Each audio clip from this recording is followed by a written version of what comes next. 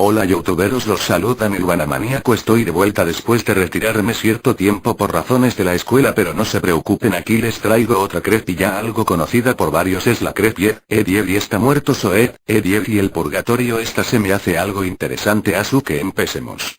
No hemos estado aquí por siempre. Pero el vecindario sí. Aquí para aquellos que perdieron la vida en estos terrenos malditos, aquí para quienes murieron mucho antes de que su vida real empezara de verdad, aquí para quienes nunca quisieron crecer. Venimos de diversos tiempos, y vivimos diferentes vidas, pero solo algo es verdad para nosotros. Vivimos en un reino del vecindario en algún momento de nuestras vidas y morimos antes de que nos llegara la hora. No recordamos mucho de nuestras vidas en la calle desde que el último miembro del grupo vino, y no recordaremos este momento cuando venga el próximo, pero esto es lo que sabemos. Rolf fue el primero que llegó aquí. A diferencia de nosotros, nació en tierras lejanas, e incluso en el más allá no ha olvidado su vida en el viejo mundo. Vivía en el vecindario antes de que lo construyeran. El hijo de un pastor, él y el resto de su familia vinieron a iniciar una granja en estas tierras que pronto se convertirían en el lugar en el que todos viviríamos eventualmente. Murió en 1903. Mientras atendía a los animales de su familia, el toro escapó de su corral y al intentar detener a la bestia, Rolf fue pisoteado hasta morir. Por eso, incluso si trajo a muchos animales con su espíritu, eligió no traer el toro.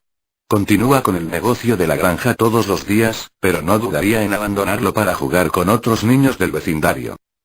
Johnny fue siempre un niño solitario.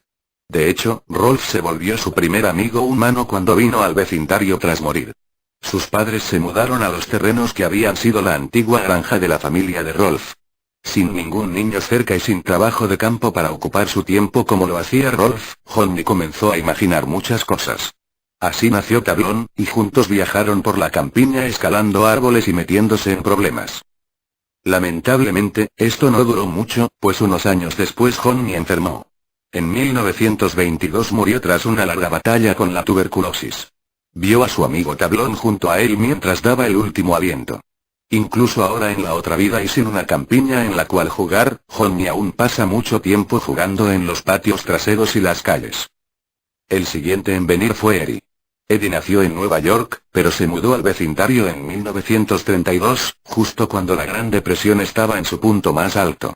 El vecindario era diferente, pero ya comenzaba a tomar forma cuando las familias comenzaron a mudarse y dividieron las tierras que pertenecieron a la familia de Rolf alguna vez.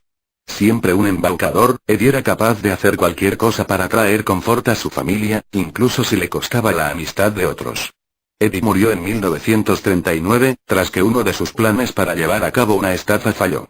Se ahogó tratando de cruzar el río local, mientras huía de un grupo de niños enojados a los cuales intentó engañar. Incluso en la otra vida, sigue persiguiendo buscando dólares. Sarah y Eddie llegaron poco tiempo después de que eso ocurriera.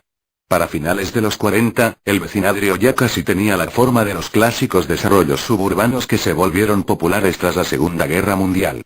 Como hermanos creciendo en el caos de la Segunda Guerra, tenían muchas formas de escapar de sus vidas como hijos de un soldado muerto y una madre trabajadora.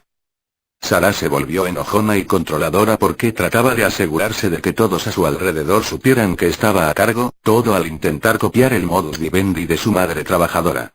Ed, por otra parte, era todo lo contrario. Simplemente se apagó enteramente, de hecho, se aisló de todo el mundo y todas las cosas enteramente, convirtiéndose en lo que parecía ser un completo idiota. Ed eligió involucrarse en las películas de monstruos y cómics que aparecieron tras la guerra. No tardó mucho para que en 1953, Ed y Sarah murieran en un choque de automóvil mientras su madre los llevaba a ver a sus abuelos. Natch llegó un tiempo después de Sarah y Ed. Natch era una hija de las flores, nacida de una pareja de hippies que llegaron al vecindario a finales de los 60. Era una niña naturalmente hermosa que siempre sabía cómo obtener lo que quería de niños y hombres. Vivió rápidamente, y disfrutaba coquetear y jugar por el placer de hacerlo.